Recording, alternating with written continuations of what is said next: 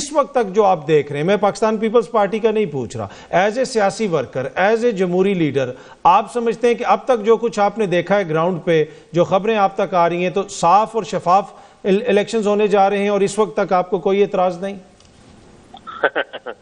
بالکل سر، صاف اور شفاف اس وقت تک تو نہیں ہے۔ اور وہ کیوں نہیں ہے؟ سر سب کو پتہ ہے جی، جو پنجاب میں تو ہم جو صورتحال دیکھ رہے ہیں اس وقت، میں تو پنجاب کے حوالے سے جانتا ہوں، تمام بیوروکریسی جو ہے وہ ساری نون لیگ کے ساتھ کھڑی ہے، نون لیگ کی کمپین کر رہی ہے۔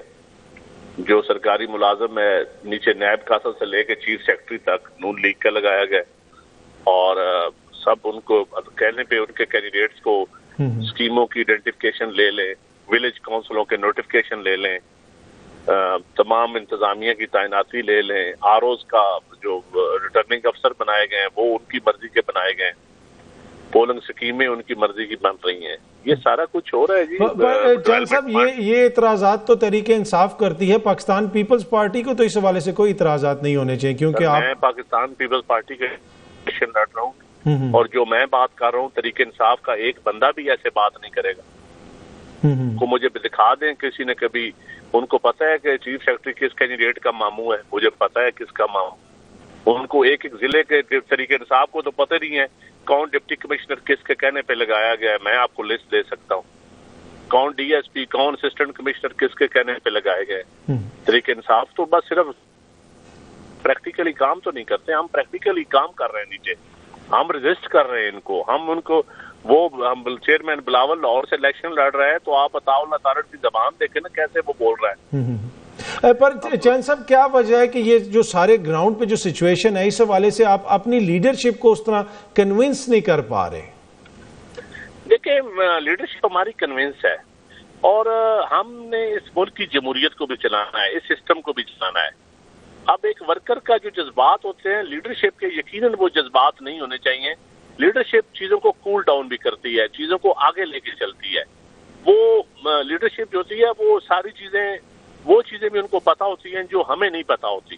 اس ملک کی یہی بدقسمتی ہے، خواہ میں جیتوں یا میں ہاروں، لیکن آئیڈیل الیکشن اس ملک پہ نہیں ہے۔ اچھا سر، ایک تو دیکھیں نا، یہ آئیڈیل الیکشن کی آپ نے بات کی، عرصہ دراز سے آپ خود بھی الیکشن لڑ رہے ہیں، سیاسی ورکر بھی ہیں، آئیڈیل نہ ہونا ایک الگ چیز ہے۔ کیا آپ سمجھتے ہیں کہ ماضی میں جتنے بھی آپ نے الیکشنز لڑے ہیں، اس دفعہ ان سے کچھ منفرد آپ کو نظر آ رہا ہے، کوئی زیادہ جو ہے کوئی مسالہ تیز ہو گیا ہے، یا پھر ماضی میں بھی یہ کچھ ہوتا رہا، اسی لیول کی چیزیں ہو رہی ہیں؟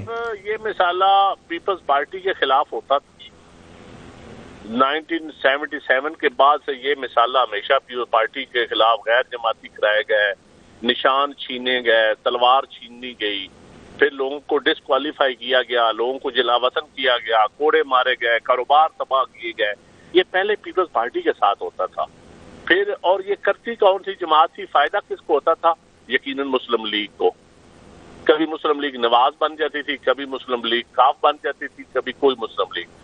آج بھی فائدہ کس کو ہو رہا ہے؟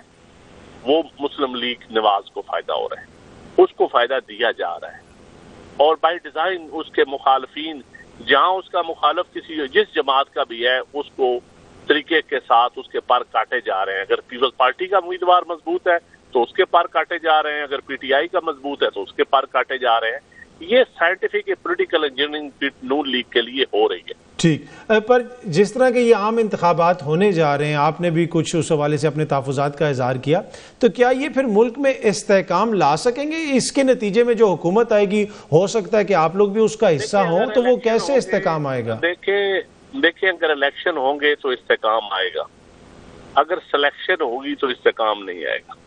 ابھی تک کیا ہو رہا ہے؟ ابھی تک تو سلیکشن کی طرف ہی ہم جا رہے ہیں۔ ٹھیک، اچھا، سی کا اجلاس بھی بلا لیا بلاول بھٹو زرداری صاحب نے، یہ ساری چیزیں عین ممکن ہے کہ وہاں پہ بھی ڈسکس ہوں؟ بالکل ضرور ہوں گی جی۔